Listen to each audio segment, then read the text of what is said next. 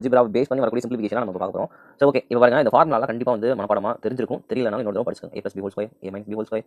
இந்த formula HCF LCMலேயே வரும். அதே இந்த ஃபார்முலா பேசிஸ்ல கொடுத்துருப்பாங்க. சிம்பிளிஃபிகேஷன் இந்த ஃபார்முலா பேசிஸ்ல இருக்கும். ஒரு பவர் 6 12. இப்போ நம்ம என்ன தெரியும், நமக்கு a square - b square formula என்னது, a + b a - b. ஓகேவா? இந்த பவர் என்ன ஆகுது, பாதியாக குறைக்கிறோம். அப்போ இங்கே 1 1 வரும். அவ்வளோ இங்கே 4 இருக்கா, அதை பாதியாக குறைச்சா 2. இதே ஃபார்முலா தான், அதில் 2 போட போகிறோம். இப்போ இங்கே 6 இருக்கா, இதை பாதியாக குறைச்சா 3. அப்போ இங்கே என்ன போடுவோம், ஃபார்முலா என்ன தான், a + b a - b. நான் உங்கள் புரியறதுக்கான எல்லாம் வச்சுருக்கேன். a cube + b cube a cube - b cube. இப்போ இங்கே 12 இருந்தால் என்ன வர போகிறோம், பாதியாக குறைங்க, a + b a - b தான். இது எழுதிட்டு உங்களுக்கு கன்ஃபியூஸ் ஆச்சுன்னா இது எழுதிக்கணும். எழுதிட்டு அதுக்கப்புறம் இது பாதியாக போட்டால் என்ன, 6 6 6 6. இப்போ இங்கே ப்ளஸுக்கு ஃபார்முலா கிடையாது நம்மள்ட்ட. a⁴ + b⁴ ஃபார்முலா கிடையாது. a⁴ - b⁴ நம்ம என்ன பண்ணுவோம், இங்கே பவர் 6 இருக்குது. அப்போ இதை பாதியாக குறைக்கணும், a - b a + b. முதல்ல எழுதிட்டு இந்த பாதி அதுக்கப்புறம் குறைங்க, 3 3 3 3.